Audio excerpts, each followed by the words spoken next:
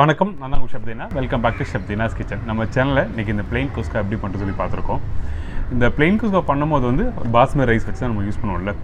Last time வந்து நான் இந்த வெஜிடபிள் பிரியாணியோ இந்த சிக்கன் பிரியாணி பண்ணும்போது வந்து எந்த ரைஸ் யூஸ் பண்ணுறீங்க, என்ன பிராண்டு யூஸ் பண்ணுறீங்க நிறைய பேர் கேட்டிங்க. ஸோ அந்த பிராண்டு நான் இப்போ சொல்கிறேன். நான் யூஸ் பண்ணுறது தாவூத் பாஸ்மதி பிரியாணி ரைஸ். இந்த பிராண்டு தான் நான் யூஸ் பண்ணுறேன்.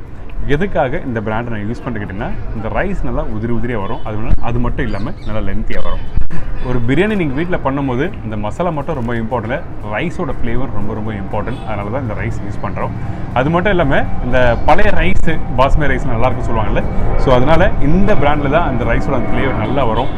ஒரு ஆஸ் அ ஷெஃபாக வந்து சொல்கிறேன், ப்ரொஃபஷனலாக வந்து நான் என்னோடய ஹோட்டல்லேயும் வந்து ரொம்ப நாளாக யூஸ் பண்ணுற இந்த ஒரே பிராண்டு தான். ஸோ அதனால தான் வந்து நான் வீட்டில் பண்ணும்போது நம்ம யூடியூப் சேனலில் போட்டேன். நிறைய பேர் கேட்டிங்க. நான் இன்றைக்கி இந்த பிராண்டு சொல்லியிருக்கேன். இப்போ இந்த ப்ரிப்பரேஷன் எப்படி பண்ணுறது பார்க்க போகிறோம். அதுக்கு முன்னாடி தேவையான பொருட்கள் நம்ம என்னென்ன பார்த்தலாமா?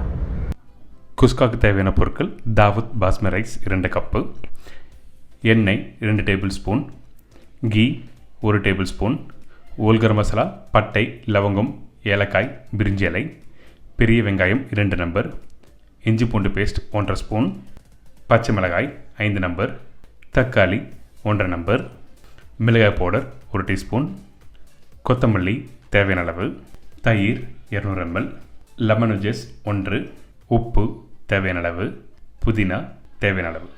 இதாங்க இந்த ப்ரிப்பரேஷன் தேவையான பொருட்கள். நிறைய பேர் கேட்டிங்க, நான் எந்த பாஸ்மதி ரைஸ் யூஸ் பண்ணுறது சொல்லி கேட்டிருக்கீங்க. அதனால தான் சொல்கிறேன். இப்போது நான் யூஸ் பண்ணுற பிராண்ட் வந்து தாவூத் பாஸ்மதி ரைஸ். அது பர்டிகுலராக இந்த பிரியாணிக்கு யூஸ் பண்ணுறது இந்த பிராண்டு தான். அது மட்டும் இல்லாமல் எப்போவுமே வந்து பாஸ்மதி ரைஸ் வந்து கொஞ்சம் பழைய அரிசி தான் நல்லாயிருக்கும் சொல்லுவாங்கள்ல. இந்த அரிசி வந்து 2 வருஷம் பழமையான அரிசி. ஸோ அதனால் வந்து இந்த ப்ரிப்ரேஷனுக்கு இந்த தாவூத் பாஸ்மதி ரைஸ் யூஸ் பண்ணுறோம். அது மட்டும் இல்லாமல் நிறைய பேர் பாஸ்மதி ரைஸ் யூஸ் பண்ணும்போது எப்படி வாஷ் பண்ணுறது அப்படி சொல்லி நிறைய பேர் டவுட் இருக்குது. அதாவது பச்சை அரிசி, புழுங்கல் அரிசிலாம் யூஸ் பண்ணும்போது வந்து எப்படி யூஸ் பண்ணுறீங்க, அதுக்கப்புறம் பாஸ்மதி ரைஸ் எப்படி யூஸ் பண்ணுறீங்க. நீங்கள் வீட்டில் இந்த மாதிரி ரைஸ் நீங்கள் எடுக்கும்போது ஃபஸ்ட்டு நம்ம என்ன பண்ண கேட்டிங்கன்னா, ஃபஸ்ட்டு வாட்டரை ஆட் பண்ணி நீங்கள் வாஷ் பண்ணணும். அதே மாதிரி ரைஸை வந்து நீங்கள் ஹேண்டில் பண்ணுறது நல்லா சாஃப்டாக மெதுன்னு ஹேண்டில் பண்ணணும். எக்ஸாம்பிளுக்கு வந்து ஒரு சின்ன பூ எடுத்திங்கன்னா எப்படி தொடுவீங்களோ அதே மாதிரி தான் வந்து பாஸ்மதி ரைஸை நீங்கள் வாஷ் பண்ணணும். பாஸ்மதி ரைஸ் வந்து நல்லா வாட்டர் அதிகமாக ஆட் பண்ணி நல்லா 2-3 வாட்டி நல்லா வாஷ் பண்ணிவிட்டு அதுக்கப்புறம் ஃப்ரெஷ் வாட்டரில் போட்டு சோக் பண்ணிங்கன்னா உங்களுக்கு ரைஸ் உடையாது. இதே வீட்டில் பச்சரிசி இல்லை புழுங்கலரிசி சோக் பண்ணிங்கன்னா நீங்கள் ஊற வச்சு வாஷ் பண்ணலாம். ஆனால் பாஸ்மதி ரைஸ் அப்படி யூஸ் பண்ணக்கூடாது. ஸோ அதனால் வாஷ் பண்ணிவிட்டு நீங்கள் சோக் பண்ணுங்கள். இப்போது ஒரு சின்ன வெசல்ஸில் வந்து நம்ம என்ன பண்ணுறோன்னா எண்ணெய் ஆட் பண்ணியிருக்கேன். அதுக்கப்புறம் நெய் போட்டிருக்கோம். தாளிப்புக்கு வந்து பட்டை, லவங்கம், பிரிஞ்சி இலை, ஏலக்காய், அதுக்கப்புறம் வெங்காயம். இந்த வெங்காயம் வந்து 2 நம்பர் நல்லா ஸ்லைஸ் பண்ணி இதில் ஆட் பண்ணியிருக்கோம். அதுக்கப்புறம் காரத்துக்கு பச்சை மிளகாய் 5 நம்பர் பச்சை மிளகாய் ஆட் பண்ணியிருக்கேன். நீங்கள் வீட்டில் பச்சை மிளகாய் யூஸ் பண்ணும்போது காரத்துக்கு ஏற்ற மாதிரி நீங்கள் ஆட் பண்ணிக்கலாம். நான் வந்து பச்சை மிளகாய் இந்த ப்ரிப்பரேஷனுக்கு அந்த புளிப்பு தன்மைக்கும் அதுக்கப்புறம் காரத்துக்கும் கரெக்டாக உங்களுக்கு பேலன்ஸ் பண்ணி போட்டிருக்கேன். அப்படி உங்களுக்கு வேண்டாம் அப்படின்னு நினச்சிங்கன்னா அந்த டைமில் பச்சை மிளகாய் அளவு கம்மி பண்ணிக்கலாம். எப்போவுமே நீங்கள் இந்த மாதிரி ப்ரிப்பரேஷன் வீட்டில் வெங்காயம் வதங்கும் போது கொஞ்சம் எண்ணெய் தாராளமாக வைங்க. அப்போ தான் உங்களுக்கு வந்து அந்த பிரியாணி ப்ரிப்பரேஷன் பண்ணும்போது அந்த டெக்ஸ்சர் ப்ராப்பராக உங்களுக்கு வரும். அதனால தான் வந்து எண்ணெய் வந்து 2 டேபிள் ஸ்பூன் ஆட் பண்ணியிருக்கேன். நெய் வந்து 1 டேபிள் ஸ்பூன் ஆட் பண்ணியிருக்கோம். வெங்காயம் வந்து இந்த மாதிரி நல்லா வதங்கி வர டைமில் நம்மக்கிட்ட இருக்க அந்த இஞ்சி பூண்டு பேஸ்ட் ஆட் பண்ணுறோம். இந்த இஞ்சி பூண்டு பேஸ்ட் வந்து ரேஷியோ எப்படின்னா 7 மடங்கு வந்து பூண்டுன்னா 3 மடங்கு வந்து இஞ்சி இதில் ஆட் பண்ணியிருக்கேன் நான். ஸோ ஆல்வேஸ் வந்து அந்த பூண்டோட அந்த ஸ்ட்ராங்கான ஃப்ளேவர் வந்து ரொம்ப இம்பார்ட்டன்ட். ஸோ காரத்துக்காக அந்த இஞ்சி வந்து எப்பவுமே காரம் இருக்கும், இஞ்சும் பூண்டுமே. அதனால் பூண்டு வந்து நம்ம என்ன பண்ணால் கொஞ்சம் லைட்டாக குவான்டிட்டி இன்க்ரீஸ் பண்ணிவிட்டு இஞ்சியோட அளவு கம்மி பண்ணியிருக்கேன். ஸோ இந்த மாதிரி நல்லா வதக்கிட்டு அதுக்கப்புறம் தக்காளி இதில் கட் பண்ணி போடுறோம். தக்காளியை வந்து பார்த்திங்கன்னா கொஞ்சம் ஸ்லைஸ் மாதிரி கட் பண்ணி போட்டிருப்பேன். நான் என்கிட்ட இருந்த தக்காளி வந்து இது வந்து கட்டிங் எப்படி சொல்லுவாங்கன்னா வெஜ்ஜஸ் சொல்லுவாங்க. 1/4 இல்லை 1/6 கட் பண்ணுறது வந்து வெஜ்ஜஸ். இது மாதிரி லைட்டாக அந்த இஞ்சி பூண்டு பேஸ்ட்டோட போட்டு நல்லா வதக்கிட்டு அதுக்கப்புறம் இந்த கொத்தமல்லியும் புதினாவும் இதில் போட்டு மிக்ஸ் பண்ணி வதக்க போகிறோம். நிறைய பேர் வந்து பிரியாணி வீட்டில் பண்ணும்போது என்ன பண்ணுவாங்கன்னா கரம் மசாலா, அதுக்கப்புறம் ஸ்பெஷலான பவுட்ரு, பிளாக் பவுட்ரு, அதாவது பிளாக் கடமம் பவுடர், சின்ன மிஸ்டேக் பவுடர்லாம் இதில் ஆட் பண்ணுவாங்க.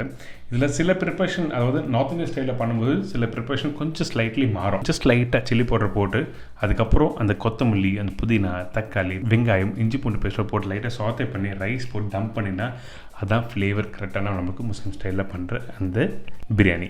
ஸோ இதே பிரியாணி வந்து நீங்கள் வீட்டில் பண்ணும்போது சிக்கனில் பண்ணலாம், இல்லை மட்டனில் பண்ணலாம், வெஜிடபிள் போட்டால் வெஜிடபிள் பிரியாணி.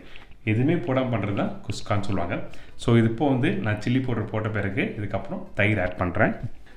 தயிர் போட்ட உடனே தண்ணி ஆட் பண்ணக்கூடாது. ஃபஸ்ட்டு இந்த வெங்காயம் தக்காளி மிளகாய் பவுடர் தயிர் இதெல்லாம் போட்ட பிறகு கொஞ்சம் லைட்டாக கொதி வரணும். இதுக்கப்புறம் கொஞ்சம் லைட்டாக உப்பு ஆட் பண்ணுறேன். உப்பு வந்து ரொம்ப ரொம்ப கவனமாக இருக்கணும். நீங்கள் வெடித்து போடுறீங்கன்னா அதாவது ரைஸை வெடித்து போடும்போது வந்து நீங்கள் வந்து ரைஸில் உப்பு அதிகமாக ஒரு கல் வைப்பீங்க. இந்த மசாலா வந்து கரெக்டாக வைக்கணும். இதே வந்து குக்கரில் ஆட் பண்ணும்போது வந்து நீங்கள் அந்த புளிப்புக்கு தன்மைக்கு ஏற்ற மாதிரி சால்ட்டு கரெக்டாக வச்சிடணும். இந்த மசாலா நல்லா வெந்து வர டைமில் இப்போ வந்து தண்ணி ஆட் பண்ணியிருக்கேன்.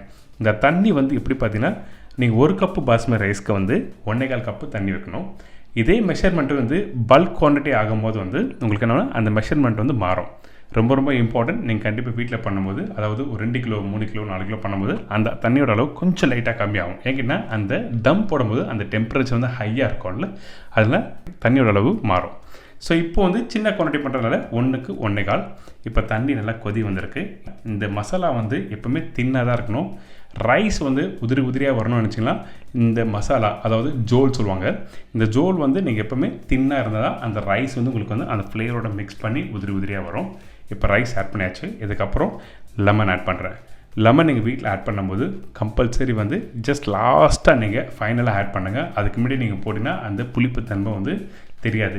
கொதிச்சு வர டைமில் நீங்கள் போட்டிங்கன்னா அது புளிப்பு தன்மை தெரியாது. ரைஸ் போட்ட பிறகு ஜஸ்ட் லைட்டாக லெமன் போட்டு நீங்கள் குக்கர் மூடி போட்டு கரெக்டாக 3 விசில் விட்டு இறக்குங்கன்னா உங்களுக்கு அருமையான ஸ்டைலில் இந்த குஸ்கா ரெடி.